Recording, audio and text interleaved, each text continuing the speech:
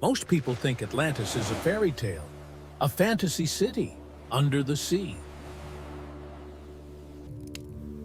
But the story didn't come from a myth. It came from history. It was described in specific detail by the Greek philosopher Plato around 360 BC. He described it not as a magic kingdom, but as a real naval empire that existed 9,000 years before his time. Plato gave us the blueprints. He described a city of concentric circles, water and land, water and land. He said it was an island, larger than Libya and Asia combined, situated beyond the Pillars of Hercules. And then, in a single day and night of misfortune, it disappeared into the depths. For centuries, we have searched the ocean floor, looking for sunken temples. We looked in the Mediterranean. We looked in the Caribbean. We found nothing but silence. But what if we were looking in the wrong place? What if Atlantis isn't under the ocean? What if it is hiding in the driest place on Earth? Deep in Mauritania lies a geological formation called the Richat Structure, or the Eye of the Sahara. Look at it. It is a series of concentric circles, just as Plato described. Plato wrote the city measured 127 stadia. When we measure the Richat structure, the dimensions match almost perfectly.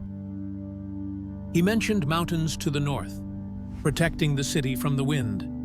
They are there. He mentioned a vast plain to the south.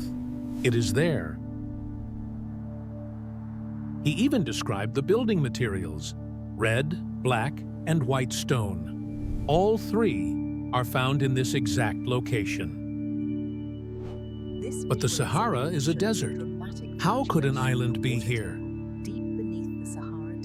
Science tells us that just a few thousand years ago, the Sahara was green. It was full of massive lakes and rivers.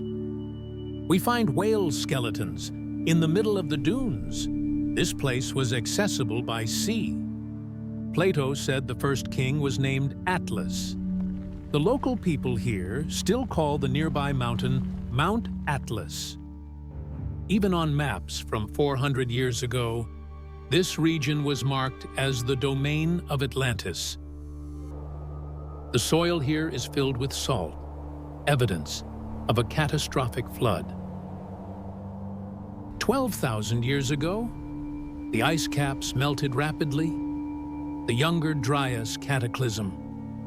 A massive rise in sea levels would have swallowed the eye, burying it not in water, but in mud. Plato specifically wrote, "The ocean became blocked by impassable mud after the city sank."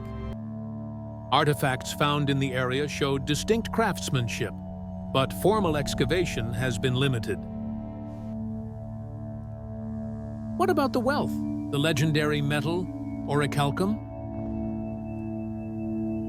Mauritania is rich in copper and gold, the exact ingredients needed to make the red alloy.